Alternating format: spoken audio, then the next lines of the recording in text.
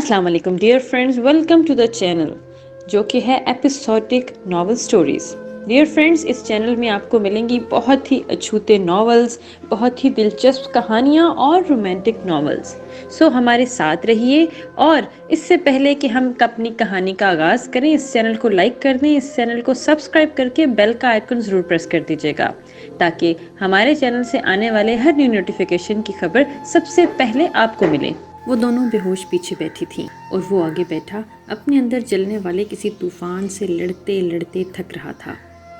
Don't do dirty with me uncle, Mishi اب تک نیم بے ہوشی میں وہ لفظ ادا کر رہی تھی۔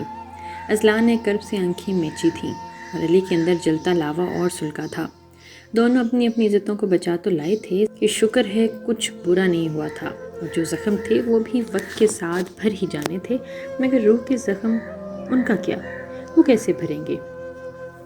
پچھتاوے تو پیچھا نہیں چھوڑیں گے۔ ساری زندگی فجر کو یہ پچھتاوا رہے گا کہ اس نے غلط انسان پر بھروسہ کیا۔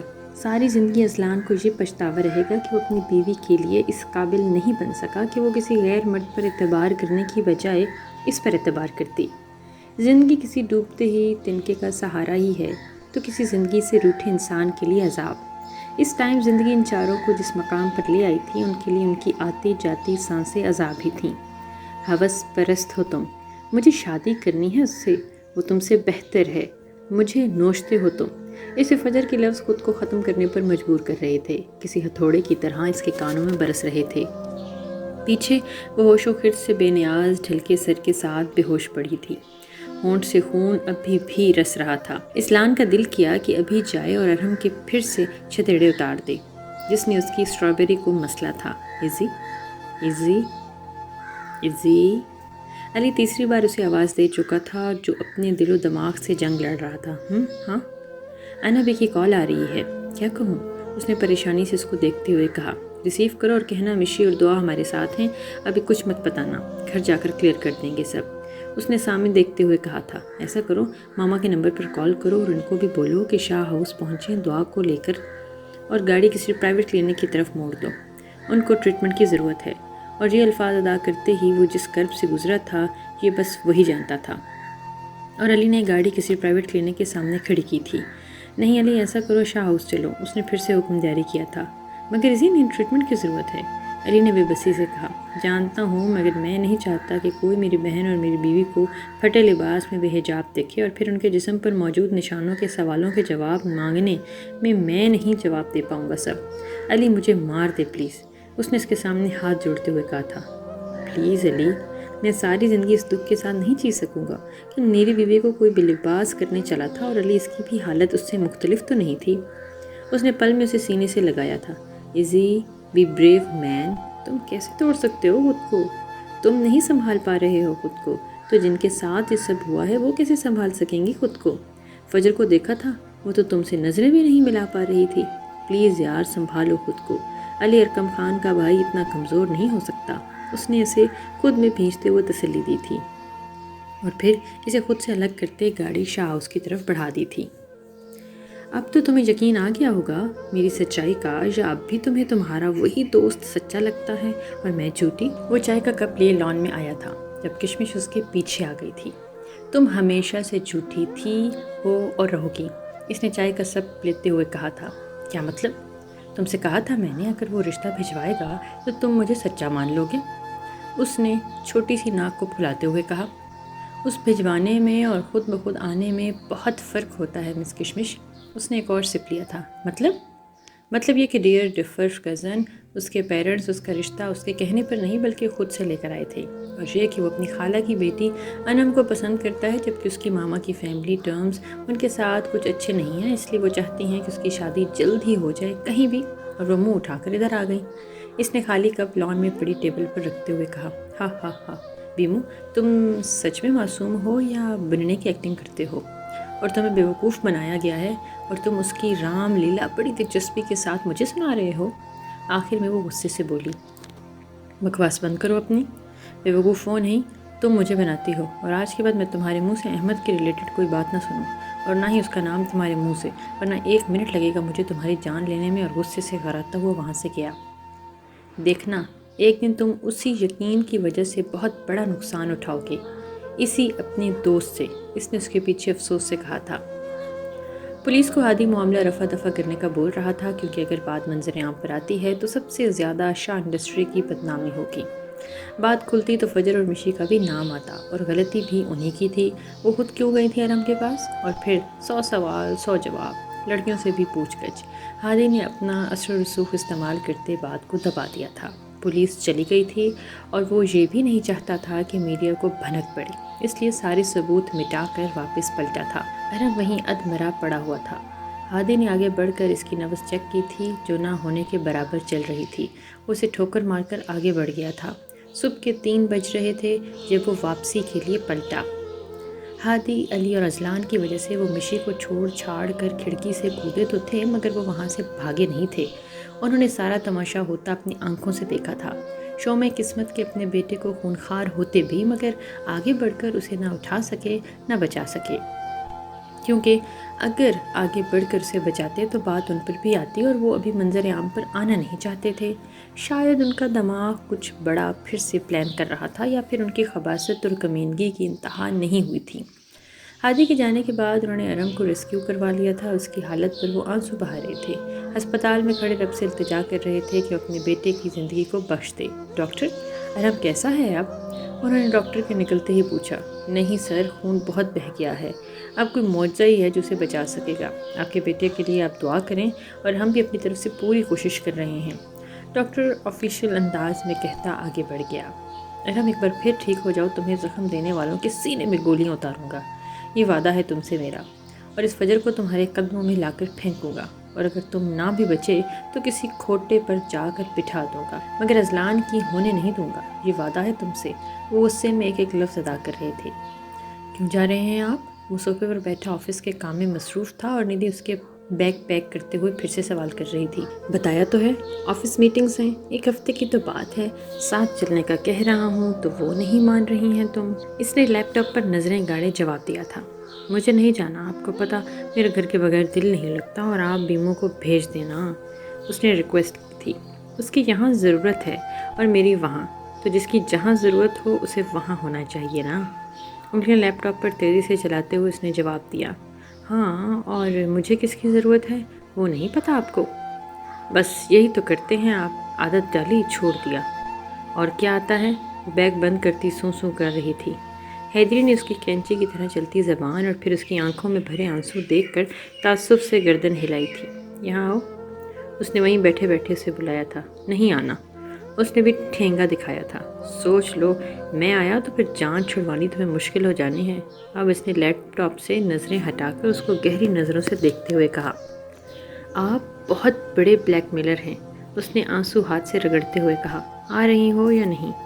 وہ اب اسے دیکھتے ہوئے پوچھ رہا تھا، اور وہ قدم بڑھاتی اس کے پاس آئی تھی اور اس نے بازو سے پکڑ کر اس کو کھینچ کر گود میں بٹھایا تھا۔ کیا کر رہے ہیں آپ؟ اس کی پھر سے سیٹی گل ہونے لگی تھی۔ فی الحال تو کچھ نہیں، 2 منٹ سکون سے یہاں بیٹھی رہو، پھر بتاتا ہوں، اور اس کی بورڈ پر انگلیاں چلاتے مصروف انداز میں کہہ رہا تھا، اور وہ اس کی سانسوں کی چبھن اپنے کاندھے پر محسوس کر رہی تھی۔ پھر سے پزل ہو رہی تھی۔ ہاں تو اب بتاؤ، کیا کہہ رہی تھی تم؟ چھوڑنا؟ ہاں سمتنگ؟ اس نے لیپ ٹاپ سائڈ پر کرتے صوفے پر لیٹتے اپنے اوپر جھکاتے ہوئے کہا۔ کیا کر رہے ہیں آپ؟ رومانس اپنی بیوی سے؟ اس نے اس کی پلکوں پر لب رکھتے ہوئے کہا۔ کوئی آ جائے گا؟ روم ڈور اوپن ہے؟ اس نے پیچھے ہٹتے ہوئے کہا۔ نہیں آئے گا، اس نے اس کے لبوں پر جھکتے ہوئے کہا، اور خود میں اس کو الجھانے لگا۔ مسز، یہ بات بھول جاؤ کہ تمہیں چھوڑنے کا اب میں تصور بھی کر سکتا ہوں، اور وہ اسے باہوں میں اٹھاتے بیڈ پر لایا تھا۔ شاید صوفے پر کمفرٹیبل فیل نہیں کر رہا تھا، پھر جا کر روم لاک کیا تھا۔ آپ کی فلائٹ ہے، اس نے اسے خود میں گم ہوتا دیکھ کر کمزور سی دلیل دی تھی۔ 3 گھنٹے بعد ہے، آپ چپ کر جاؤ، پھر 1 ہفتے کی دوری ہے، اس نے خمار آلود لہجے میں کہتے ہوئے اس کی بیوٹی بون پر لب رکھتے ہوئے کہا تھا۔ وہ ان دونوں کو گھر لے آئے تھے۔ انا بھی ڈرائنگ روم میں بے صبری سے چکر کاٹ رہی تھیں۔ ندا بیگم بھی وہاں موجود تھیں، اور دعا بھی۔ پہلے اذلان فجر کو باہوں میں اٹھائے اس کی روم کی طرف بڑھا تھا، اور پھر علی مشی کو اٹھائے اس کے روم کی طرف بڑھا تھا۔ انا بھی نے دونوں کی حالت دیکھ کر دل پر ہاتھ رکھا تھا۔ کسی انہونی کے خوف نے ان کے قدموں سے جان نکالی تھی۔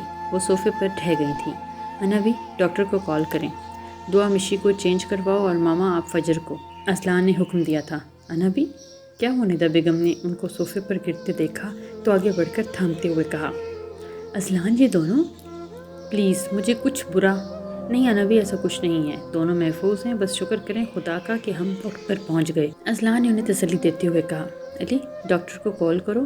یار ماما آپ فجر کو چینج کروائیں، اس نے بڑی ہمت کی تھی مضبوط بننے کی جبکہ وہ خود بھی ٹوٹا ہوا تھا۔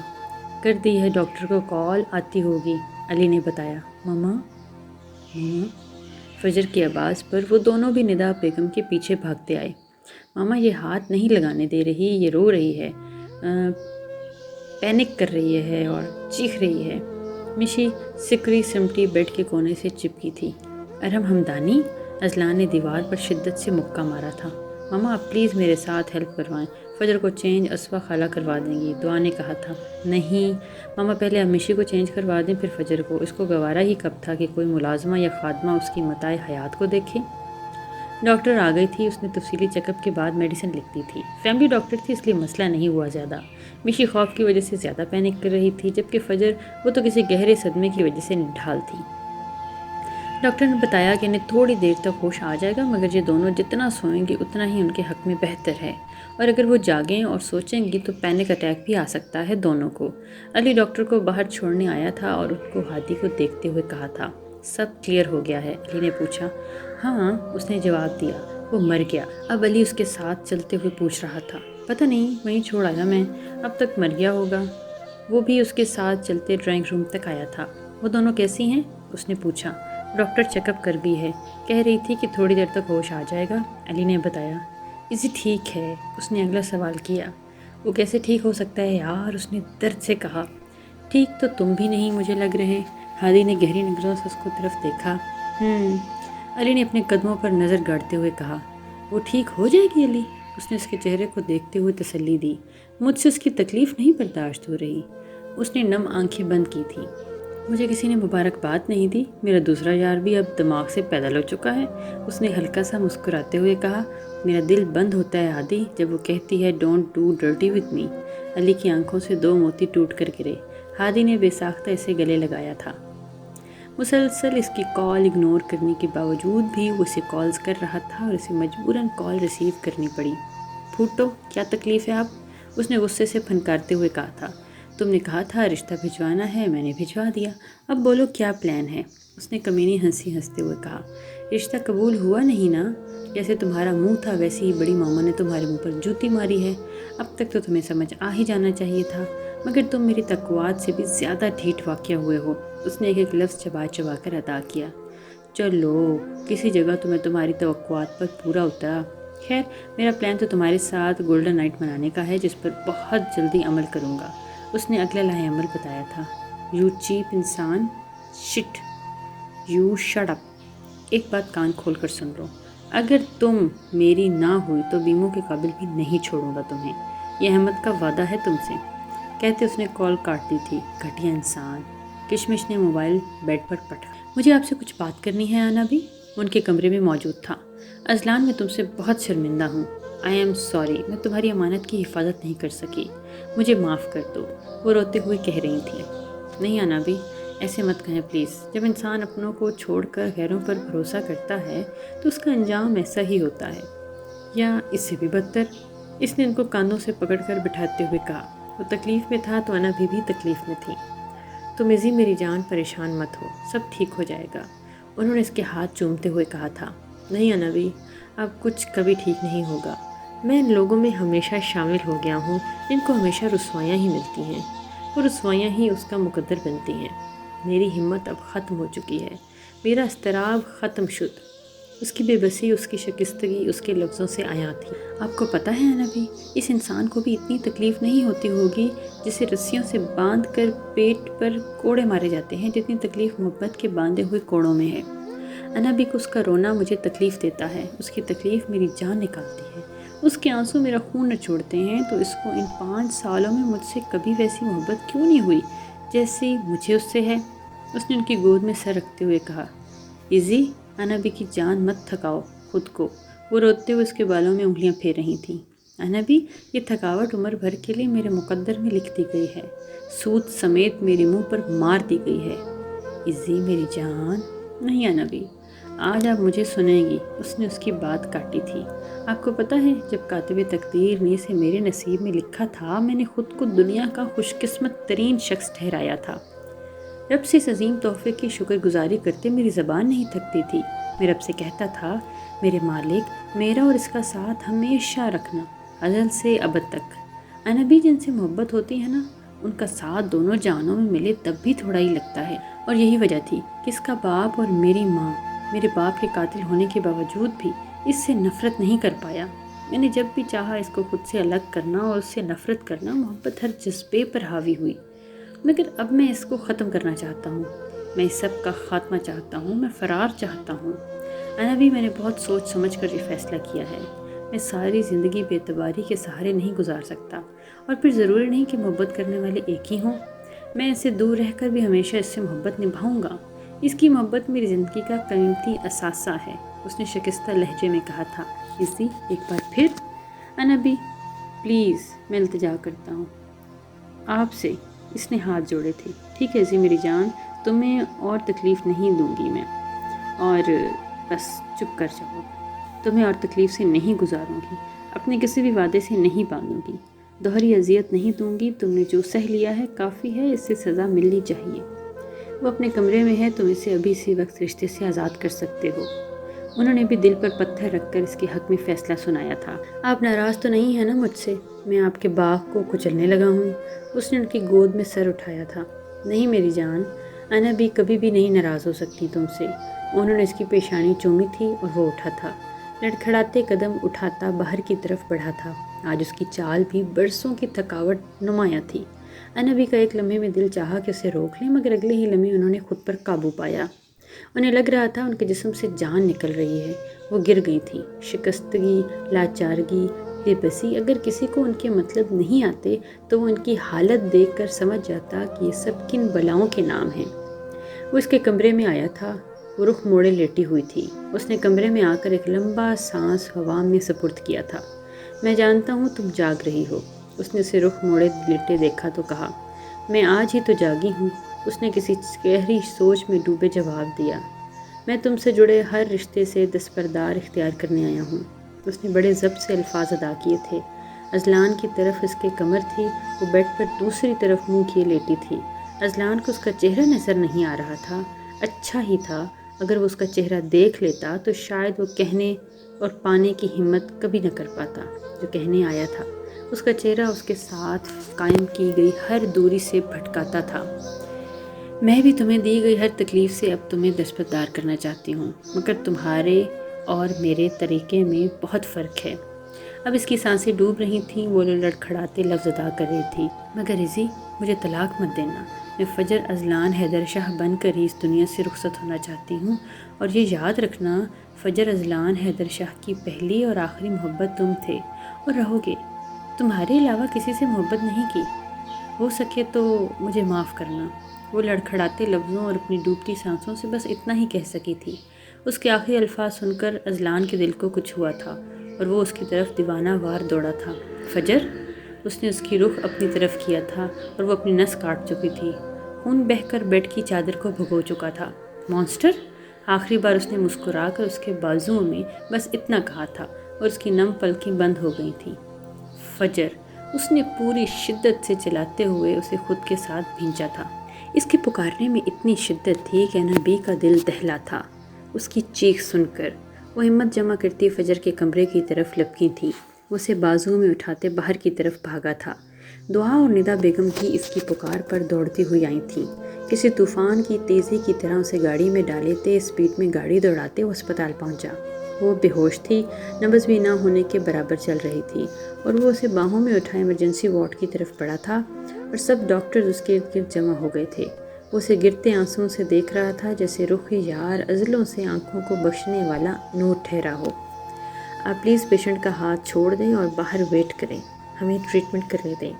ڈاکٹر نے اس کا ہاتھ فجر کے ہاتھ سے چھڑوانا چاہا تھا۔ دونوں نے ہاتھ ایک دوسرے کی انگلیوں میں انگلیاں پھنسا کر جکڑا ہوا تھا۔ Please sir, we need to do treatment with her, are you listening? Doctor نے دوبارہ منت کی تھی۔ اس نے ہاتھ چھوڑ دیا تھا۔ وہ اسے باہر بھیج چکے تھے۔ وہ پاگلوں کی طرح راہداری میں کھڑا تھا، آتے جاتے لوگ اسے ٹکرا رہے تھے اور وہ ہوش و حواس سے بیگانہ پتہ نہیں کس دنیا میں تھا۔ دیوانے سے دیوانگی ملنے تک کا سفر، محبت سے عشق کی منزل، حاصل سے لا حاصل کا دشت اور صحرا میں بھٹکا پیاسا مسافر جن مراحل سے گزرتا ہے ان کا اندازہ عام انسان کی فہم و فراست سے بہت الگ ہے۔ پاگل ہو کیا جو راستے میں کھڑے ہو؟ ایک پاس سے گزرتے آدمی نے اسے دھکا مارتے ہوئے سائڈ پر کرنے کو کہا۔ وہ کیا کہتا، پاگل نہیں ہے، پاگل کر دیا گیا ہے، اور اگر اس کی متاع حیات کو کچھ ہوا تو اس کا ہوش بھی رہنا ممکن نہیں ہوگا، اس کی تمام حسیات دم توڑ جائیں گی اور وہ بس روح کا بوجھ اٹھائے، بس اسی طرح زندگی گزارے گا۔ اسے ایک ڈر سے خواب دیکھتا نہیں، میں جو بھی دیکھتا ہوں بھولتا نہیں۔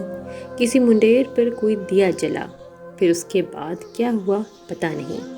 ابھی سے ہاتھ کانپنے لگے میرے، ابھی تو میں نے وہ بدن چھوا نہیں۔ میں آ رہا تھا، راستے میں پھول تھے، میں جا رہا ہوں، کوئی روکتا نہیں۔ تیری طرف چلے تو عمر کٹے گئی، یہ اور بات، رستہ کٹا نہیں۔ میں راہ سے بھٹک گیا تو کیا ہوا، چراغ میرے ہاتھ میں تو تھا نہیں۔ میں ان دنوں میں ہوں خود سے اتنا بے خبر، میں مر چکا ہوں اور مجھے پتہ نہیں۔ اس اژدہے کی آنکھ پوچھتی رہی، کسی کو خوف آ رہا ہے یا نہیں؟ یہ عشق بھی عجیب کہ ایک شخص سے مجھ کو لگا کہ ہو گیا، ہوا نہیں۔ خدا کرے وہ پیڑ خیریت سے ہو، کئی دنوں سے اس کا رابطہ نہیں۔ وہ دور جا رہی تھی تو اسے لگ رہا تھا کہ وہ اس کو خود سے دور جانے کو کہہ رہا ہو۔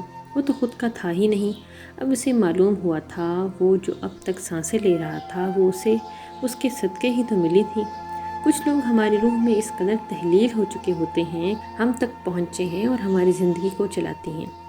اس کی سانسیں انہیل کرنا اس کا فیورٹ کام کیوں تھا، اس کا مطلب وہ آج سمجھا تھا۔ ہوتے ہیں کچھ لوگ جن سے زندگی میں رنگ، ہنسی اور خوشی محسوس ہوتی ہے، جو ذات کی تکمیل ہوتے ہیں۔ کاش آج کی رات ہماری زندگیوں میں کبھی آئی ہی نہ ہوتی، علی نے تکیے پر سر رکھتے ہوئے کہا۔ کاش ہماری زندگیوں میں کوئی ارم ہمدانی نہ ہوتا، ہادی نے بھی اس کے کچھ فاصلے پر تکیے پر سر رکھتے لیٹتے ہوئے کہا تھا۔ میں اس کی زخم کیسے بھروں گا، کیسے اس کی روح کو کسی انہونے خوف سے نکال پاؤں گا؟ میں ڈر گیا ہوں اسے لے کر، مجھے نہیں پتا تھا محبت اتنی جان لیوا ہوتی ہے، پہلی نظر میں گرا کر زیر کر دیتی ہے، علی نے چھت کو گھورتے ہوئے کہا تھا۔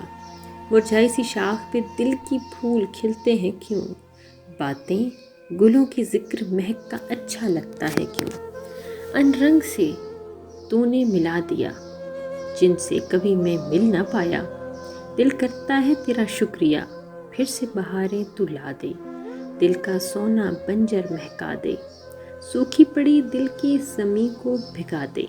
تمہیں کب اس سے محبت ہوئی؟ ہادی نے بھی چھت کو گھورتے ہوئے پوچھا۔ کل جب وہ مجھے خونخوار نظروں سے گھور رہی تھی، بس اس نظر کے بعد وہ دھڑکنوں میں قید کر دی گئی تھی، اور اب میں اس کی محبت کسی پھڑپھڑاتی چڑیا کی طرح نسوں میں پھڑپڑاہٹ سی محسوس کرتا ہوں۔ وہ بھی چھت کو اب گھور رہا تھا۔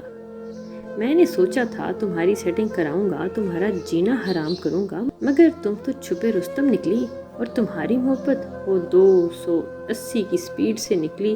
اس نے مسکراتے ہوئے اس کا دھیان بھٹکانا چاہا۔ رات چونکہ بہت ہو گئی تھی تو انا بھی اور ندا بیگم بھی انہیں یہیں روک لیا تھا، اور کچھ اذلان کی ٹوٹی بکھری حالت کے باعث وہ رک گئے تھے۔ وہ گیسٹ روم میں ابھی لیٹے ہی تھے کہ انہیں اذلان کی آواز نے کھینچا تھا اپنی طرف۔ وہ سب اس کے پیچھے ہی گھر سے نکلے تھے، انا بھی، ندا بیگم، ہادی، علی، بس دعا گھر تھی مشی کے پاس۔ اذلان، علی نے اس تک پہنچتے اس کے کندھوں پر پکڑے ہاتھ راستے سے ہٹایا تھا۔ اس کی شرٹ فجر کے بازو سے ٹپکتے خون سے لت پت ہوئی تھی، جگہ جگہ خون کے دھبے تھے، اور وہ پتہ نہیں کس دنیا میں تھا، ہوش و خرد سے بیگانہ۔ اسی ہوش کر یار، ہمت کر، ہادی نے بھی اس کے کندھے پر ہاتھ رکھتے ہوئے کہا تھا۔ ایک صدمے سے نکلا نہیں تھا کہ دوسرا دے گئی تھی اسے، جانے انجانے میں وہ اسے پھر تکلیف پہنچا گئی تھی۔ ایک بار پھر سے اس کی دنیا الٹ دی تھی اس نے۔ اب میں کس کا بلڈ او نیگیٹو ہے؟ نرس نے آ کر پوچھا۔ آپ پلیز بلڈ کا ارینج کریں، اس وقت بلڈ کی اشد ضرورت ہے، پیشنٹ کا خون بہت بہہ گیا ہے۔ فجر کیسی ہے؟ انبی نے پوچھا۔ بہت کرٹیکل سچویشن ہے، آپ پیشنٹ کی کسی معجزے کی دعا کریں، نرس نے انبی کو دیکھ کر کہا تھا، اور وہ تو پہلے ہی بے جان ہوئی پڑی تھی۔ یہ سن کر تو اور ہی نڈھال ہو گئی۔ اذلان نے بے یقینی سے نرس کی طرف دیکھا۔ اسے ٹھیک ہونا ہوگا، نہیں تو اس دستے عشق کو قابو نہیں کر پائے گا کوئی۔ اس نے اٹھتے ہوئے کہا تھا، جتنا بلڈ چاہیے لے لیں، مگر وہ ٹھیک ہونی چاہیے، بالکل ٹھیک۔ اس نے ایک ٹرانس کی کیفیت میں کہا تھا۔ اس ٹائم وہ سب کو پاگل ہی لگ رہا تھا، جو دیکھ کر کہیں رہا تھا اور بول کچھ رہا تھا۔ ندا بیگم کا اپنے بیٹے کی حالت دیکھ کر دل کٹ رہا تھا۔ اس نے اور علی نے 2 بوتلیں دی تھیں خون کی۔ ان دونوں کے بس میں اگر ہوتا تو اپنے خون کا آخری قطرہ بھی دیکھ کر اسے بچاتے، اور وہ ہسپتال سے باہر آ گیا تھا۔ اندر اس کا دم گھٹ رہا تھا۔ وہ ہسپتال کے لان میں آ کر بیٹھا تھا۔ اسے کھلی ہوا میں بھی سانس بند ہوتے ہوئے محسوس ہو رہی تھی۔ آنکھیں بند کی تھیں۔ خود سے جنگ لڑنا بند کر دو، اس کے پاس کسی نے سرگوشی سے کہا تھا۔ کیسے کر دوں بند؟ وہ پھر سے تکلیف میں ہے، اس نے آنکھیں بند کر کے زیر لب کہا تھا۔ وہ کیوں ہر بار تکلیف میں ہے؟ کبھی یہ سوچنے کی کوشش کی؟ اسے پھر سرگوشی سنائی دی۔ وہ مجھ سے دور جانا چاہتی ہے، ہر بار اس لیے تکلیف میں آتی ہے۔ اسے کبھی یہ احساس نہیں ہوا کہ وہ مجھ سے چاہ کر بھی دور نہیں ہو پائے گی۔ جب تک میں زندہ ہوں تب تک تو نہیں، اس نے کہتے لمبی سانس ہوا میں سپرد کی تھی۔ آنکھیں ابھی بھی بند تھیں، شاید وہ اس کے بغیر دنیا کے رنگ نہیں دیکھنا چاہتا تھا۔ اتنی محبت کرتے ہو اس سے؟ اسے پھر سے سرگوشی سنائی دی۔ محبت نہیں، وہ عشق ہے میرا، متاع ہے، میری دھڑکن ہے، سانسیں ہیں، روح ہے، اور میری زندگی موت ہے، اس نے بند آنکھوں سے کہا تھا۔ تو پھر صدقہ دو اپنی محبت کا، اسے پھر سے سرگوشی سنائی دی تھی۔ کیسا صدقہ؟ وہ ٹرانس کی کیفیت میں جواب دے رہا تھا۔ خود سپردگی کا صدقہ۔ پھر اسے سرگوشی ہوئی۔ خود سپردگی؟ زیر لب دہرا رہا تھا۔ ہاں، خود سپردگی، تم نے سنا نہیں؟ اے ابن آدم، ایک تیری چاہت ہے، ایک میری چاہت ہے، ہوگا وہی جو میری چاہت ہے۔ بس اگر تم حوالے کر دے میرے اس کو جو تیری چاہت ہے، تو میں عطا کروں گا تجھ کو وہ جو تیری چاہت ہے، اور اگر کی تو نے نافرمانی اس کی جو میری چاہت ہے، تو میں تھکا دوں گا تجھ کو اس میں جو تیری چاہت ہے، ہوگا پھر وہی جو میری چاہت ہے۔ تو بس پھر سونپ دو اس کی سپردگی رب کی عدالت میں۔ وہ جتنا لڑو گے اتنا ہی تھکو گے، اور جب لڑ لڑ کر تھک جاؤ گے تب بھی ہاتھ خالی رہ جائیں گے۔ اس کی چاہت کو اپنی چاہت بنا لو، ہر تکلیف سے آزاد ہو جاؤ گے۔ وہ نواز دے گا تمہیں، بے شک وہ عطائیں کرنے والا ہے، اور اگر یہ جنگ بند نہ کی تم نے تو گنوا دو گے اسے ہمیشہ ہمیشہ کے لیے۔ نہیں نہیں نہیں، آخری لفظوں کی سرگوشی پر اس نے جھٹکے سے آنکھیں کھولی تھیں۔ اس کے پاس کوئی نہیں تھا، دور دور تک کوئی نہیں تھا۔ وہ نیم اندھیرے میں اکیلا بیٹھا تھا۔ تو پھر سرگوشی کرنے والا کون تھا؟ شاید اس کا اپنا ضمیر، یا پھر کوئی ہوا میں تحلیل وجود۔ یہ رب کے بھید ہیں اور وہی جانتا ہے کب، کیسے، کسے کس طرح چلانا ہے، نوازنا ہے۔ اور کچھ چیزیں تو عطائی ہوتی ہیں، بندے اور رب کے درمیان کا کنیکشن کوئی سمجھ ہی کب پایا ہے پوری طرح؟ رب، وہ بس اس لفظ پر اٹک گیا تھا۔ اسے نہیں یاد اس نے لاسٹ ٹائم نماز کب پڑھی تھی، شاید کبھی عید کی نماز پڑھی ہو۔ رب، اس نے پھر سے زیر لب دہرایا تھا، اللہ اکبر، اللہ اکبر۔ دور کہیں سے فجر کی اذان آواز کی آئی تھی۔ وہ اپنی پوری ہمت مجتمع کر کے اٹھا تھا۔ اب بس ایک وہی تو تھا جس کے آگے جھک کر وہ اپنی زندگی کی بھیک مانگ رہا تھا۔ جہاں انسان کی بے بسی کی حد ختم ہوتی ہے، وہاں سے اس کی رحمتیں اور عطائیں شروع ہوتی ہیں جن کی کوئی حد نہیں۔ ہسپتال کی مسجد میں اس نے وضو کر کے بھیگی آنکھوں سے نماز پڑھی تھی اور پھر دعا کے لیے ہاتھ اٹھائے تھے۔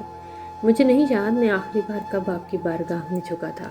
مجھے یہ بھی نہیں یاد کہ میں نے کبھی آپ کی خوشنودی اور رضا کے لیے کوئی اچھا عمل بھی کیا ہو، مگر میں اتنا جانتا ہوں کہ میں نے کبھی جانے انجانے میں کسی کا دل نہیں دکھایا، کبھی کسی کو تکلیف نہیں پہنچائی، مگر میں آج بہت تکلیف میں ہوں۔ آپ کو آپ کے محبوب کا واسطہ ہے، مجھے بے ضرر انسان پر اپنی رحمت کر دے، اس کی سانسیں لوٹا دے۔ مجھ میں اس کے بغیر ایک قدم بھی چلنے کی ہمت نہیں ہے۔ آپ جانتے ہیں میری سانسیں اس کی سانسوں سے بندھی ہیں۔ میں اس کو آپ کے سپرد کیا۔ اے دو جہاں کے مالک، مجھ پر رحم کریں، میری شریک کے حیات کو، میری متاع کو زندگی بخش دیں۔ اذلان حیدر شاہ کی جھولی میں فجر اذلان حیدر شاہ کی سانسیں ڈال دیں۔ آپ کو سرور کونین کا واسطہ، ان کے صدقے مجھے میری زندگی کی خوشی لوٹا دیں۔ وہ ہچکیوں سے رو رہا تھا۔ میں بہت بے بس ہوں مالک، ایک ایسے انسان کے حوالے سے بے بس ہوں جو نسوں میں جنون بن کر دوڑتا ہے۔ مجھے میرا جنون بخش دیں۔ مرد روتا نہیں ہے مگر محبت کا ڈسا مرد ہمیشہ اپنی متاع جان کی تکلیف پر روتا ہی ملے گا۔ ہر کسی کے دکھ پر صبر نہیں آتا، اور اس دنیا میں فجر وہ واحد ہستی ہے جس کی تکلیف پر کبھی بھی اذلان کو صبر نہیں آیا تھا۔ روتے روتے وہ سجدے میں گر گیا تھا اور آنکھیں بند کیے بے آواز آنسوؤں سے رو رہا تھا۔ میں جا رہی ہوں اذلان، ہمیشہ ہمیشہ کے لیے۔ اس نے بند آنکھوں سے اپنے ہاتھ اس کے ہاتھ چھوڑتا دیکھا تھا اور اس کی آواز سنی تھی۔ اس کے دل کو کچھ ہوا تھا۔ وہ ICU کی طرف بھاگا تھا۔ ICU کے دروازے پر کھڑا اسے بند آنکھوں سے بیڈ پر لیٹے لیٹے دیکھ رہا تھا۔ اسی دوران ڈاکٹر باہر نکلا تھا۔ ڈاکٹر کے نکلتے ہی وہ ان کی طرف لپکا۔ کیسی ہے فجر، میرا پیشنٹ؟ وہ اپنے لفظوں کی لڑکھڑاہٹ کو ہوا میں تحلیل کرتا ہوا بولا تھا۔ آئی ایم سوری ینگ مین، ہم نے بہت کوشش کی مگر شاید پیشنٹ سروائیو کرنا ہی نہیں چاہتی تھی۔ ڈاکٹر اس کا کندھا تھپ تھپا کر بتا رہا تھا۔ کہیں گرتے راہ میں بھی نہ ملا سراغ ان کا، جنہیں منزلوں سے پہلے سر راہ نیند آ گئی۔ وہ اس کے لفظ سن کر زمین بوس ہوا تھا۔ ہادی اور علی نے آگے بڑھ کر اسے تھاما تھا۔ سر، پیشنٹ کو سانس آ رہی ہے، she is going to come back. اس سے پہلے کہ ڈاکٹر جاتا نرس نے بتایا تھا، اور ڈاکٹر تیزی سے دوبارہ بھاگا تھا۔ سب نرس کی بات سن کر ہی سن ہو گئے تھے، اور اذلان دوبارہ سے ICU کے دروازے کے پار دیکھنے لگا تھا جہاں اس کی زندگی واپس لوٹ رہی تھی۔ اس کی ریاضت رائے گاہ نہیں گئی تھی، اس کی مناجات رائے گاہ نہیں گئی تھیں۔ کونوں مکان کے مالک نے اس کی جھولی میں اس کی سانسیں ڈال دی تھیں۔ معجزے ہوتے نہیں ہیں مگر ہو گیا تھا۔ محبت میں لگن ہو تو جاویدانی ملتی ہے۔ ہر عشق کے نصیب میں دشت نہیں ہوتا، اور کبھی کبھی ڈوبتے کو تنکے کا سہارا ضرور ملتا ہے۔ اور اذلان حیدر شاہ کو اس کی کسی نیکی کے عوض اس کا قیمتی تحفہ عطا کر دیا گیا تھا۔ سنو لوگو، ایک سونے کی تال کی تشتری تھی۔ اس پر فجر اذلان حیدر شاہ کی سانسیں رکھ کر لال رومال سے ڈھانپ کر اذلان حیدر شاہ کو عطا کی گئی تھیں، اور اذلان حیدر شاہ صدقے واری کیا تھا رب کے دیے گئے اس عظیم تحفے پر۔ خاص عنایتیں سچے جسموں کے عوض ملتی جو بغیر کسی لالچ کے کیے گئے ہوں۔ میں نے اپنے لائف کیریئر میں یہ پہلی بار دیکھا ہے کہ کسی پیشنٹ کی سانسیں ڈوب کر ابھری ہوں، اور وہ بھی تب جب ہمیں ان کی ڈیتھ کا یقین ہو گیا تھا۔ یہ کسی معجزے کی مرہون منت ہی ہوا ہے، کسی بہت اپنے کی خاص ریاضتوں کے عوض۔ ڈاکٹر نے علی اور ہادی کو بتایا تھا، آپ کے پیشنٹ اب خطرے سے باہر ہیں، 1 گھنٹے تک شاید ان کو ہوش بھی آ جائے۔ اس نے مزید بتایا، اور ان دونوں نے خوشی سے ایک دوسرے کو دیکھا تھا۔ ویسے I must proud her husband, ان کی حالت دیکھ کر میں خود ایک بار ٹھٹک گیا تھا۔ شی از لکی، ڈاکٹر نے فجر کی قسمت پر رش کیا تھا۔ کیا کہا ہے ڈاکٹر نے؟ انابی وہ بالکل ٹھیک ہے، 1 گھنٹے تک ہوش آ جائے گا، شکر ہے رب کا۔ وہ دونوں اب انابی کو تسلی دے رہی تھیں۔ ایزی کہاں ہے؟ ندا بیگم نے پوچھا۔ شاید سجدہ شکر کرنے، علی نے کہا تھا، کیونکہ وہ جب مسجد کے لان میں بیٹھا تھا تب بھی وہ اسے دور سے دیکھ رہا تھا، اور جب وہ مسجد گیا تھا تب بھی وہ اس کے آس پاس ہی تھا۔ اس نے ایک لمحے کے لیے بھی اسے اکیلا نہیں چھوڑا۔ ہادی تم بیٹا ایسا کرو، ایک بار گھر سے ہوا، مجھے مشیر دعا کی فکر لگی ہوئی ہے۔ جی آنٹی، ہادی نے کہتے ہوئے شاہ ہاؤس جانے کے لیے قدم بڑھائے تھے۔ میرے مالک میں تیرا جتنا شکر ادا کروں کم ہے، تو نے مجھ گناہگار کے اٹھے ہاتھوں کی لاج رکھی ہے۔ وہ بہتے آنسوؤں سے شکر ادا کر رہا تھا فجر کی زندگی واپس ملنے کا۔ سجدہ شکر اور پھر دعا میں بھی شکر، اس کو نوازا تھا۔ پیشنٹ کو ہوش آ گیا ہے، آپ ان سے مل لیں، مگر 1 by 1۔ وہ ICU کی طرف قدم بڑھا رہا تھا کہ اس کے کانوں میں آواز آئی، ایزی جاؤ مل لو۔ انابی کی نظر اس پر پڑی تو انہوں نے کہا، آپ سب مل لیں جا کر، میں بعد میں مل لوں گا۔ علی، انابی کو لے کر جاؤ، اذلان نے علی سے کہا تھا۔ وہ انابی کا ہاتھ تھامے ICU کی طرف بڑھا تھا۔ اس نے کسی کی موجودگی محسوس کرتے اپنی بند آنکھیں کھولی تھیں۔ انابی کے آنسو ٹوٹ کر گرے تھے، انہوں نے جھک کر اس کی پیشانی چومی تھی۔ اس نے کرب سے آنکھیں بند کی تھیں کہ اس کی اس بوڑھی جان کو کتنی تکلیف دی ہے، کس آزمائش سے گزارا ہے ان کو۔ وہ پھر سب کو جانے انجانے میں ہرٹ کی گئی اور ان کی نظریں نہیں ملا پا رہی تھی۔ علی نے اس کے سر پر شفقت سے ہاتھ رکھا تھا۔ پھر ندا بیگم آئی تھیں، انہوں نے بھی بغیر کچھ بولے اس کے ماتھے کو چوما تھا۔ سب مل لیے تھے مگر فجر کی آنکھیں جس کو ڈھونڈ رہی تھیں وہ نہیں آیا تھا۔ اس کی آنکھوں سے موتی ٹوٹ کر گرے تھے۔ ہادی شاہ ہاؤس پہنچ چکا تھا۔ پورا شاہ ہاؤس تاریکی میں ڈوبا ہوا تھا۔ وہ سیڑھیاں چڑھتا مشی کے روم کی طرف بڑھا تھا۔ دروازہ کھلا تھا اور وہ سو رہی تھی۔ اسے تسلی ہوئی تھی مگر دعا اسے وہاں نظر نہیں آئی تھی، شاید فجر کے روم میں ہو۔ اب وہ فجر کے کمرے کی طرف بڑھا۔ کیوں کیا تم نے ایسا؟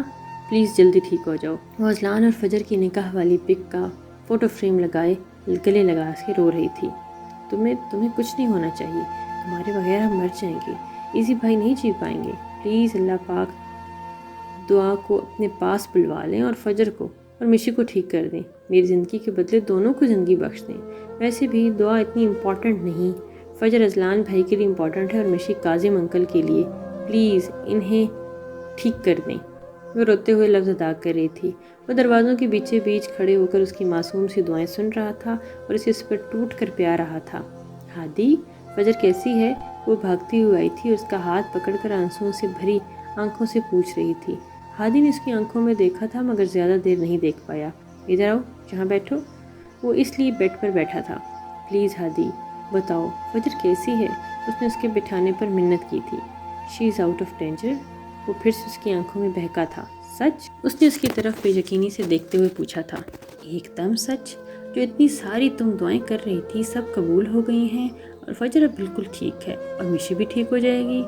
اور یہ جو ابھی تم نے کہا تھا کہ دعا امپورٹنٹ نہیں ہے، تو یہ جو این عورت ہے یہ کسی کی لائف کے لیے بہت امپورٹنٹ ہے، سو دوبارہ ایسے نہیں کہنا۔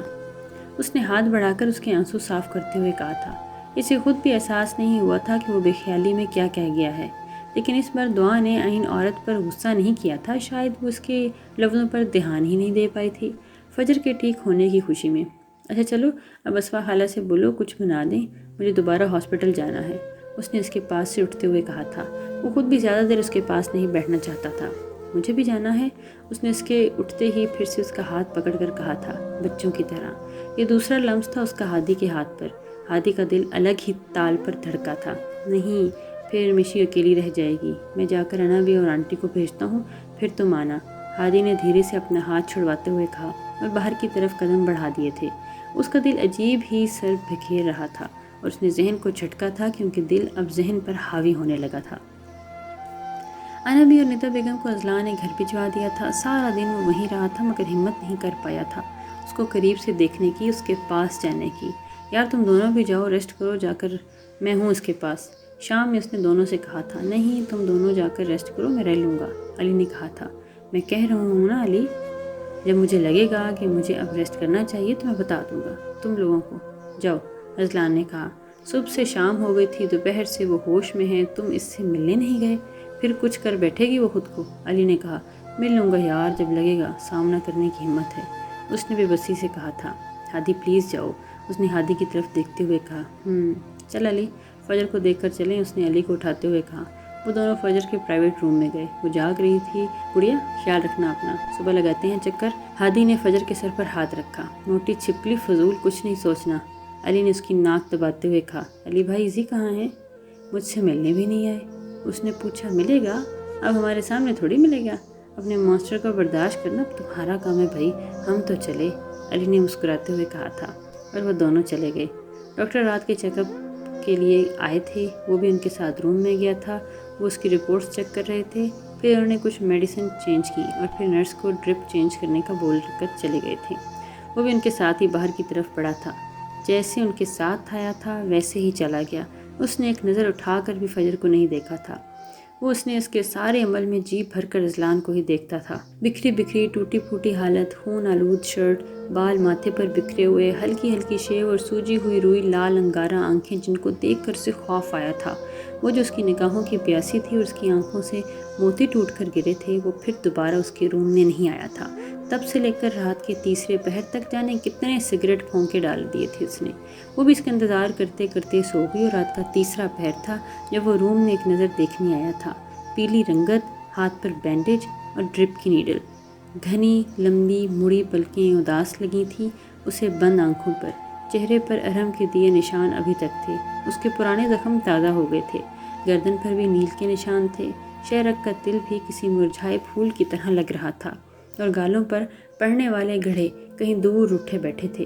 اس نے پاس بیٹھ کر کتنی دیر اس کے چہرے کے ہر نقش کو ازبر یاد کیا تھا، پھر اس نے آگے بڑھ کر اس کی ناک کے ساتھ ناک جوڑ کر فجر کی سانسوں کو انہیل کیا تھا۔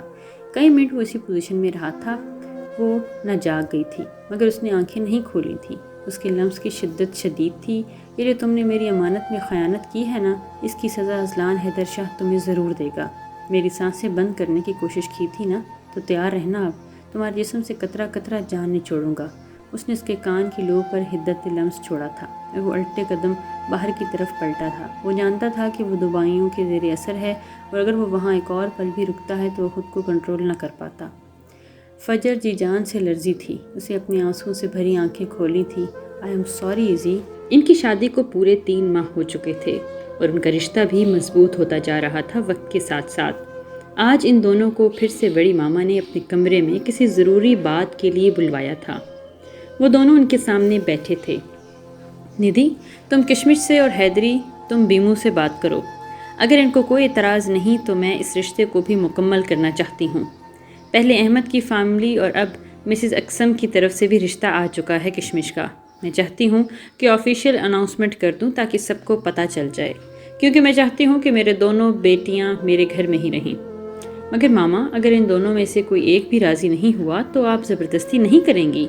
کیا تم میرے فیصلے پر پچھتا رہے ہو دونوں؟ انہوں نے ان کے چہرے کھوجتے ہوئے کہا۔ نہیں بڑی ماما، ہم بہت خوش ہیں، ندھی نے کہا۔ میں جانتی ہوں بیٹا، شروع میں میرا فیصلہ تم لوگوں کو بھی زبردستی مسلط کرنا ہوگا، مگر میں نے وہ فیصلہ بھی بہت سوچ سمجھ کر لیا تھا۔ میں نے یہ فیصلہ بھی بہت سوچ سمجھ کر لیا ہے۔ میں چاہتی ہوں کہ خود بھی ان سے بات کر سکتی تھی، مگر اب تم دونوں بھی ان کے بڑے ہو، سو میں چاہتی ہوں کہ تم دونوں ان سے بات کرو، پھر میری ضرورت پڑی تو میں بھی کروں گی، انہوں نے نرم لہجے میں کہا تھا۔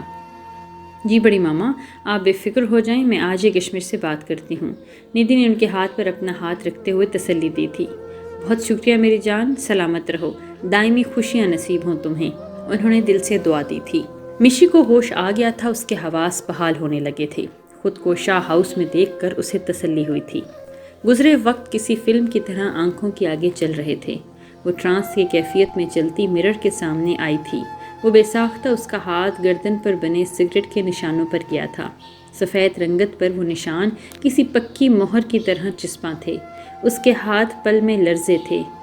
علی، کپ کپاتے ہونٹوں نے سرگوشی کی تھی۔ اس نے مجھے دیکھا بے لباس، میں کیسے اس کا سامنا؟ اسے خود سے گھن آئی تھی۔ اسے اچھے سے یاد آیا تھا کہ آخری بار وہ اس کی باہوں میں ہی بے ہوش ہوئی تھی، اور جس حالت میں وہ اس کی باہوں میں ہوش میں ہوئی تھی وہ یقیناً اس کے لیے تکلیف دہ تھا۔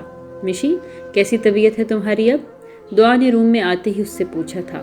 فجر کہاں ہے؟ کیسی ہے؟ اس نے آنکھیں صاف کرتے ہوئے کہا تھا۔ ٹھیک ہے، وہ تم آؤ ریسٹ کرو۔ اس کی طبیعت کے پیش نظر اس نے فجر کی خودکشی والی بات چھپائی تھی اس سے۔ اس نے اسے بازوؤں سے پکڑ کر بیڈ کی طرف قدم بڑھاتے ہوئے کہا، مجھے اس سے ملنا ہے۔ اس نے قدم اٹھانے سے انکار کیا۔ مل لینا، مگر ابھی وہ ریسٹ کر رہی ہے نا، تم سو جاؤ، جتنا ریسٹ کرو گی اتنی جلدی ٹھیک ہو جائے گی۔ دعا، وہ انکل مجھے، مشی جتنا سوجو گی اتنا ہی زیادہ تکلیف سے گزرو گی، سوچنا بند کرو، اللہ کا شکر ادا کرو کہ اس نے تمہیں صحیح سلامت گھر پہنچا دیا، بجائے کسی افسوس میں پڑنے کے شکر گزاری کرو، اور سوچو کہ اگر ہادی، علی یا ایزی بھائی نہ آتے تو کیا ہوتا۔ اور میری جان، کچھ بھی ایسا نہیں ہوا جس سے تم کمزور پڑ جاؤ۔ حادثات تو زندگی کا حصہ ہیں، سبق سکھاتے ہیں، اور حادثے نے تمہیں بھی بہت سارے سبق سکھائے ہیں۔ اس نے اس کو لٹا کر کمفرٹر اڑایا تھا۔ ریسٹ کرو، مجھے ذرا جانا ہے، میں کچھ دیر میں ملتی ہوں تم سے، اور فضول کچھ بھی مت سوچنا پلیز، اس نے اس کی گالوں پر چٹا چٹ پیار کرتے ہوئے کہا، جبکہ مشی نے اپنی آنکھیں بند کر لی تھیں۔ کاش ماما بابا آپ میں سے کوئی آج میرے ساتھ ہوتا۔ اس کی آنکھوں سے موتی ٹوٹ کر گرے تھے۔ آپ مجھ سے ناراض ہیں دونوں؟ وہ فجر کے سامنے پڑے صوفے پر چپ چاپ بیٹھی تھی۔ نہیں، دور جانے کا، ناراض ہونے کا حق تمہارے پاس ہے، ہمیں تو کوئی حق ہی نہیں ہے، کسی قسم کا کوئی بھی حق نہیں، انا بی نے بے بسی سے کہا تھا۔ آئی ایم سوری انا بی، میں خود سے بھی نظریں نہیں ملا پا رہی تھی، اذلان کے سامنے آنا مجھے بوجھ لگ رہا تھا، اس نے نم آنکھوں سے کہا تھا۔ دنیا میں لاکھوں لوگ غلطیاں کرتے ہیں تو اس کا مطلب وہ اپنی غلطی کی تصحیح کرنے کی بجائے، معافی مانگنے کی بجائے خودکشیاں کرتے پھریں؟ مجھے نہیں پتا تھا کہ تمہاری شخصیت کی تعمیر اتنی کمزور ہے کہ اپنی غلطی تسلیم کرنے کی بجائے سب کی جان ہلکان کرو، اور پھر تم نے وعدہ کیا تھا حالات کیسے بھی ہوں حرام موت کو گلے نہیں لگاؤں گی۔ ارے میری تربیت، میرے وعدے کسی ایک کی بھی لاج رکھ لیتی، انہوں نے آنسو بہاتے ہوئے کہا تھا۔ انا بھی بس کریں، ابھی تو وہ ٹھیک بھی نہیں ہوئی، اور آپ ہو گئی غلطی جو اس سے اس ٹائم ٹھیک لگا اس نے کیا، ندا بیگم نے ان کے آنسو صاف کرتے ہوئے کہا۔ اور تم فجر کیوں دماغ پر اتنا زور دے رہی ہو؟ بیٹا جو ہوا بھول جاؤ، اور جو آنے والا کل ہے اس کا سوچو، انہوں نے نرم لہجے میں اس کو سمجھاتے ہوئے کہا، جو آنسو بہا رہی تھیں۔ اس ٹائم اسے ہم سے دور جانا ٹھیک لگا، اس نے ایک پل کو بھی کسی کے بارے میں نہیں سوچا۔ انسان کا فہم اتنا بھی نہیں گرا ہونا چاہیے کہ وہ حرام حلال میں فرق کرنا نہ سیکھے۔ اسے بتاؤ کہ جس کی خاطر اس نے اپنی جان لینے کی کوشش کی وہ اس کی سانسیں واپس آنے کی کس کس اذیت سے گزرا ہے، کیسے دیوانہ بنا رہا ہے۔ تازہ ہوا میں بھی اسے گھٹن محسوس ہو رہی تھی کہ اس کو سانس نہیں آ رہی تھی۔ اس نے خود کی نہیں تو اس کی سانسیں چھیننے کی کوشش کی تھی۔ اسے بتاؤ میں نے کیسے سہا ہے اس کا اور اس کا دکھ، کیسے اپنی بوڑھی جان ہلکان کی ہے۔ ان سب اذیتوں کے لیے میں اسے کبھی معاف نہیں کروں گی۔ انہوں نے ہر لفظ کر کے انتہا میں ادا کیا تھا اور وہ خود کو شرمندگی کی گڑھوں میں ڈوبتا محسوس کر رہی تھی۔ واقعی وہ اس انسان کی ریاضت کو کبھی سمجھ ہی نہیں پائی تھی۔ وہ اب سمجھی بھی تو تب جب وہ دوری بنائے بیٹھا تھا، اس کے اپنے اور اس کے درمیان میں جو دیوار کھڑی کیے بیٹھا ہے۔ وہ رو رہی تھی، شاید اب رونا ہی اس کے مقدر میں تھا۔ تم اتنے یقین سے کیسے کہہ سکتے ہو کہ 5 سال پہلے جو ہوا اس میں بھی ہمدانی انکل کا ہاتھ تھا اور اب بھی جو کچھ ہوا اس میں ارحم کے ساتھ اس کا باپ بھی شامل ہے؟ اذلان نے کہا۔ وہ تینوں ہسپتال کی کینٹین میں موجود تھے۔ شاید تم نے مشی کے لفظوں پر غور نہیں کیا، وہ ہر بار یہی دہرا رہی تھی کہ don't do dirty with me uncle. Ali نے بڑے ضبط سے مشی کے کہے الفاظ، تکلیف دہ الفاظ پھر سے دہرائے تھے۔ تو ضروری تو نہیں علی وہ ہمدانی ہی ہو، ہادی نے کہا تھا۔ میں 100% شور ہوں وہ ہمدانی ہی ہے، علی نے ٹھوس لہجے میں کہا۔ مگر وہ تو ابراہیم انکل کے بیسٹ فرینڈ تھے، پھر وہ کیسے عائشہ آنٹی کے ساتھ؟ حیدر انکل اس سب نے نہیں، آئی ڈونٹ تھنک سو، ہادی نے نفی میں سر ہلا دیا۔ ٹھیک کہہ رہا ہے یہ، اذلان اس کی تقلید کی تھی۔ میرے کہنے پر ایک بار، صرف ایک بار ایزی، ہادی تم لوگ ان سب کے تانے بانے ہمدانی انکل سے جوڑو، مجھے لگتا ہے کوئی نہ کوئی کلو ضرور ملے گا، مجھے یقین ہے، اس نے اذلان کی طرف دیکھتے ہوئے کہا تھا۔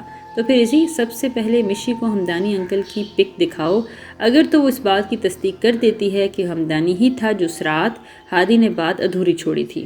نہیں ابھی نہیں، ابھی اسے سنبھلنے دو، اپنے ہوش بحال کرنے دو، ابھی وہ تکلیف میں ہے، علی نے افسردہ لہجے میں کہا تھا۔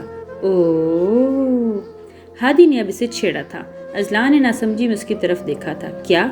وہ تو ویسے ہی کہہ رہا تھا کہ علی کو مشی کی کتنی فکر ہے نا، ہادی نے میسنی ہنستے ہوئے کہا تھا۔ ہاں تو اذلان کی بہن ہے، مجھے فکر تو ہوگی، علی نے خود کو کمپوز کرتے پانی کا گلاس لبوں کو لگاتے ہوئے کہا تھا۔ ہاں، اور اذلان کی بہن ہونے کے ناطے وہ میری بھی بہن ہے اور تمہاری بھی چھوٹی بہن۔ اس سے پہلے کہ ہادی کی بات پوری ہوتی علی کو زور سے اچھو لگا تھا۔ لگتا ہے کافی گہرا جھٹکا لگا ہے، ہادی نے اس کی کمر سہلاتے ہوئے اس کے کان میں اپنے دانتوں کی نمائش کرتے سرگوشی کی تھی۔ کیا رہا ہے تم دونوں میں؟ اذلان نے گہری نظروں سے دونوں کو دیکھتے ہوئے کہا۔ وہ کیا ہے نا ایزی، میں سوچ رہا تھا، اسٹرینج تو سوچتا بھی رہتا ہے۔ خیر، اذلان اس کی بات کاٹی۔ سن تو لے، اس نے دہائی دی۔ مت سننا، کوئی نہ کوئی فضول بکواس ہی کرے گا، علی نے اذلان کو خبردار کرتے ہوئے کہا تھا۔ تمہیں پتہ ہے ایزی، علی کو پیار ہو گیا، اور وہ بھی پتہ کس سے؟ ہادی نے جان بوجھ کر فکرہ ادھورا چھوڑا تھا اور علی کے پسینے چھوٹنے لگے تھے۔ مبادہ اگر اس نے مشی کا نام لے لیا تو ایزی اسے غلط ہی نہ سمجھے۔ کس سے؟ اذلان کو جھٹکا لگا۔ علی اور پیار، محبت، ڈفر، یہ عجیب باتیں ہیں، بتا دو علی، اس نے اپنی آئی برو کو مٹکاتے ہوئے کہا تھا۔ پتہ نہیں ہادی تجھے کھانا کیسے ہضم ہوتا ہے، مجھے تو یہ سمجھ نہیں آتا، اتنا ہلکا ہے تیرا پیٹ۔ اس کو غصہ آیا تھا۔ پھوٹو بھی اب، اذلان کو بھی غصہ آیا تھا۔ مشی؟ ہادی کے منہ سے نکلا لفظ علی کی جان نکل گیا۔ کیا مشی؟ ایزی نے پوچھا۔ مجھے لگا سامنے شاید مشی اور دعا ہیں، مگر شاید مجھے غلط لگا تھا۔ وہ اب علی کی حالت سے محظوظ ہو رہا تھا، اسے تنگ کر کے اسے عجیب ہی سکون ملا تھا۔ ایزی تو یہاں بیٹھ، اس کی فضول باتیں سن، میرے پاس فالتو ٹائم نہیں ہے، میں چلا۔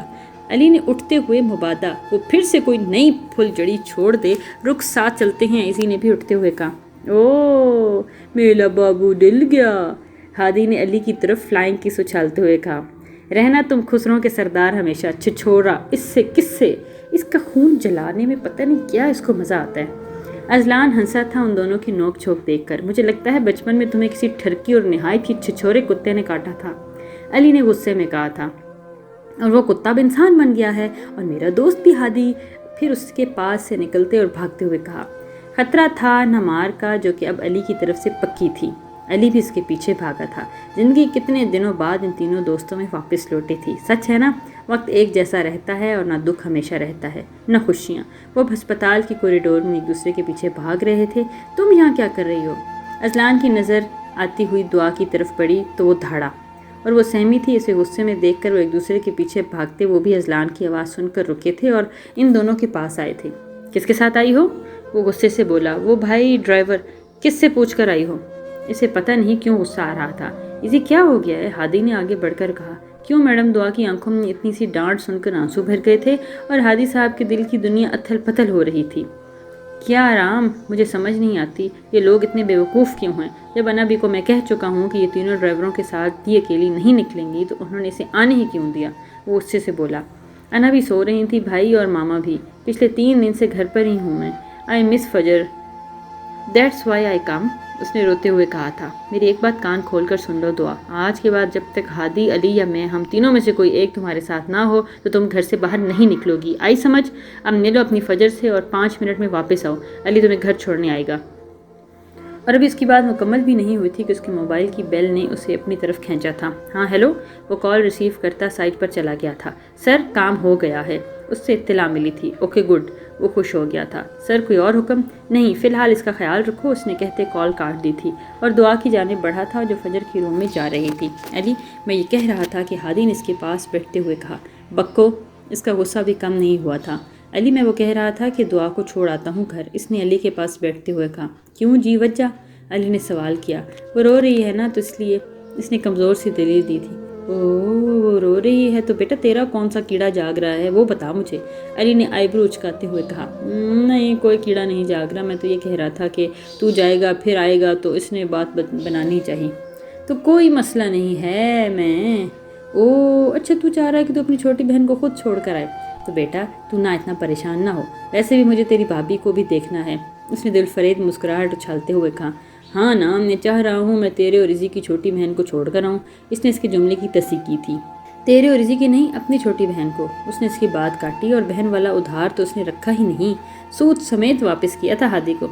सुना था अपने ही गिराते हैं नशेमंद ये बिजलियाँ, आज देख भी लिया, हादी ने मासूम सी शक्ल बनाते हुए कहा। बिजलियाँ नहीं, पूरे आग लगाऊंगा तेरे नशे मन को, ठंड रख मीस ने, उसने दांतों की नुमाइश करते हुए कहा था। जैसा तू सोच रहा है वैसा कुछ नहीं है, हादी ने पल्ला झाड़ा। अल्लाह करे कि वैसा कुछ ना हो, वरना जैसी तोप चीज़ तेरा साला है ना, 7 नस्लें पनाह मांगेगी। क्यों शेर की खजाड़ में हाथ डाल रहा है, उसने अफसोस से हंसते हुए कहा। ज़बरदस्ती तो नहीं डाला, खुद ही डल गया, सो कर रही थी। ऐसे ही उस दिन सुबह भी तो हो गया मुझे भी, इसने मासूम शक्ल बनाई। तो तुझे उसके आंसू से प्यार हुआ? अली ने नाक चढ़ाई। नहीं, पूरी की पूरी से। अब तो इससे पहले कि वो कुछ कहता उन दोनों को वो दोनों के करीब आते दिखाई दिए। जाओ अली, छोड़ो इसे, अजलान इसे आते ही कहा। ओके चलो दुआ, अली ने हादी की तरफ देखकर मुस्कुराते हुए कहा। और उसकी शक्ल पर 12 बजे थे। उसे यकीन था कि इतनी राम कहानी सुनाने के बाद वो समाज की दीवार नहीं बनेगा, मगर वो अली था, आसानी से छोड़ने वालों में से नहीं था। जाओ दुआ बेटा। नहीं हूँ मैं आपका बेटा, सबको दुआ ही तो मिलती है, डांट लो गुस्सा कर लो, बाबा होते तो मैं देखती भी ना, डांटने मुझे कौन डांटता है। इसका बेटा पुकारने पर इसकी पुरानी डांट के जख्म ताज़ा हो गए थे और फिर से सूसू में मशगूल। दुआ तुम्हारे भले के लिए डांटा है, बाबा होते तो वो भी यही करते, तुम्हारी हिफाजत मेरी अव्वलीन तरजीह है। घर पहुँचो, अब मुझे डॉक्टर से मिलना है ज़रा, अजलान ने नरमी से कहा और डॉक्टर को मिलने के लिए कदम बढ़ाए। अली ने हादी की तरफ देखकर तासुफ से गर्दन हिलाई थी और इसके पास होकर सरगोशी की थी। मंजिल बड़ी खटन है, वैसे कैसे संभालेगा जिनको और जिनकी बहन हो। कोई नहीं, आई विल मैनेज, तू जालिम समाज न बन, इसने लजा की थी। चलें दुआ, अली ने सूसू करती दुआ को कहा और उसने चुपचाप कदम आगे बढ़ा दिए। वो भी इसकी तकलीद में चला था और हादी का दिल एकदम बुझा था। ऐसा कर, तू छोड़ा दुआ को, मुझे एक ज़रूरी काम याद आ गया है। अली अचानक से वापस आया था और हादी के चेहरे पर जिंदगी दौड़ी थी। थैंक यू मेरी बारबी, उसने फ्लाइंग किस उछाली थी और अली को जाते जाते भी तपा गया था। इस खुसरे के सरदारों के साथ नेकी करनी ही नहीं चाहिए, वो बड़बड़ाया। ऐसे कैसे वो जा सकता है, कहीं दिमाग सेट है, वो एक कदम नहीं चल सकता। और तुम लोग कह रहे हो कि वो बेड से गायब है। हमदानी साहब हॉस्पिटल इंतज़ामिया पर भड़क रहे थे। सर, रात को इसी रूम में थे, लेकिन सुबह जब मैं सफाई के लिए आया तो बेड पर नहीं थे, वार्ड बॉय ने कहा। टांग उसकी टूटी है दिमाग पर, उसकी चोटें आई बाजू पर, दोनों उसके टूटे हैं। चलने फिरने से वो कासिर है। सच सच बताओ, किसके साथ मिलकर तुमने इसको गायब करवाया है, कितने पैसे लिए हैं? उन्होंने वार्ड बॉय का गिरबान पकड़कर घराते हुए कहा। छोड़ें सर, आप इल्ज़ाम लगा रहे हैं हमारे अमले पर, डॉक्टर्स ने वार्ड बॉय को छुड़वाते हुए कहा। इल्ज़ाम? माय फुट, एक दिन के अंदर अंदर अस्पताल बंद कराऊंगा मैं, तुम लोगों का अस्पताल पर केस करूंगा। तुम जानते नहीं हो मुझे अभी।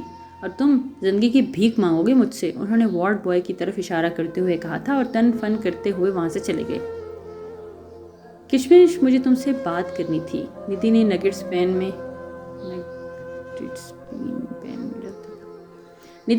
پین میں ڈالتے ہوئے کہا۔ ہاں بولیں آپی، اس نے چیز کیک بنایا تھا، بس اس کو ڈیکوریٹ کر رہی تھی۔ بڑی ماما چاہتی ہیں کہ تمہارا اور بیمو کا رشتہ طے کر دیا جائے، اگر تمہیں کوئی… سچ؟ یہ کب کہا بڑی ماما نے؟ اس کی بات ختم ہونے سے پہلے ہی وہ اس کے پیچھے سے ہگ کر چکی تھی۔ میری پوری بات مجھے منظور ہے، اس کو ہگ کیے ہوئے بول رہی تھی۔ مطلب تم خوش ہو؟ اس نے اپنا آپ چھڑواتے ہوئے کہا۔ خوش لفظ تو بہت ہی چھوٹا ہے اس رشتے کے لیے، آپ نہیں جانتی بڑی ماما نے مجھے کتنا حسین تحفہ دینے کا پلان کیا ہے، اس نے چہکتے ہوئے کہا۔ کب سے پک رہی ہے یہ کھچڑی؟ اس نے اس کا کان مروڑتے ہوئے پوچھا تھا۔ اپنی کھچڑی تو مت کہیں، بریانی بیسٹ رہے گا، اس نے اپنے کان چھڑواتے ہوئے کہا۔ کیا بیمو بھی تمہارے ساتھ؟ نہیں آپی، ایسا کچھ نہیں ہے، یہ یک طرفہ محبت ہے، اس نے گہرا سانس ہوا کے سپرد کیا تھا۔ اگر اس نے انکار کر دیا تو؟ ندی کو اس کی خوشیاں چھن جانے کا بھی خطرہ ہوا۔ پھر قسمت، مگر جو محبت بیمو سے ہے اس کا حقدار کوئی اور نہیں ہو سکتا۔ اس کی آنکھوں میں نمی آئی تھی۔ ندی کے دل کو کچھ ہوا تھا اور اگر اس نے ہاں کر دی تو اس نے بات ادھوری چھوڑی۔ تو جلدی ہاتھ نہیں آؤ گی، اس کے تڑپا کے اس کو ماروں گی۔ اس کے چہرے پر خوشی دوڑی تھی اور مرجھایا چہرہ ایک دم سے تازہ ہو گیا تھا۔ ندی نے اس کی دائمی خوشی کے لیے کھڑے کھڑے جانے کتنی دعائیں کر ڈالیں۔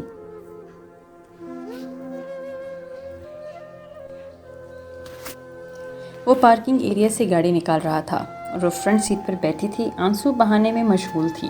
وہ پاس تھی، ساتھ تھی، تو ہادی کے دل کو عجیب انجانا سا سکون ملا تھا۔ بس کر دو دعا، اب ایسا بھی اس نے کچھ نہیں کہا جو تم آنسو بہاؤ۔ اس کے رونے سے اس کی عجیب گھٹن ہو رہی تھی۔ میں کس کی آنکھوں سے رو رہی ہوں؟ اس نے روتے ہوئے ہی سوال کیا تھا۔ ظاہر ہے اپنی آنکھوں سے، وہ اس کے بیتوں کے سوال پر حیران ہوا تھا۔ تو پھر تمہیں کون سا بل آ رہا ہے یا ٹیکس لگ رہا ہے؟ اس نے غصے سے کہا۔ زبان تو بہت چلتی ہے تمہاری، وہ اس کے جواب پر تپا تھا۔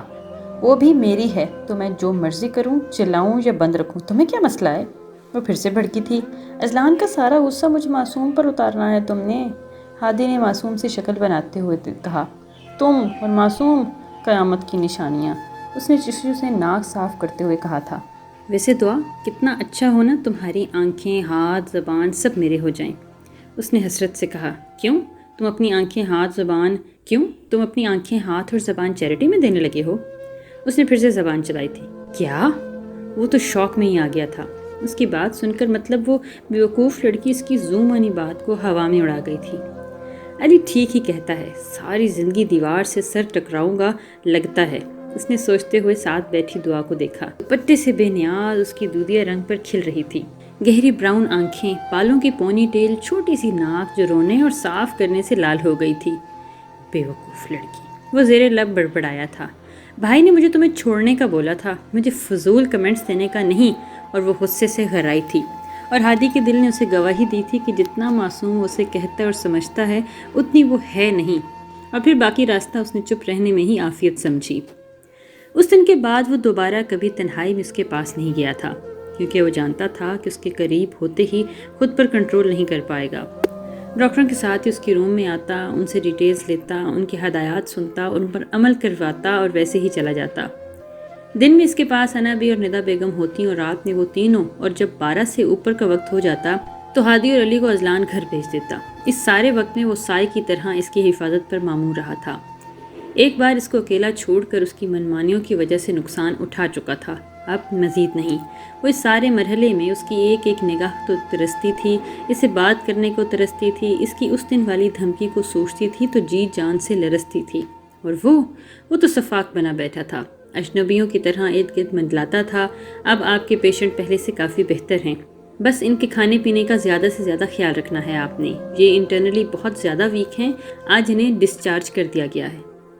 ڈاکٹر اذلان کو فجر کی رپورٹس دیکھ کر آگاہ کر رہا تھا۔ جی ٹھیک ہے، میں ڈسچارج سلپ بنوا لیتا ہوں، کہتے ہوئے باہر کی طرف بڑھا تھا۔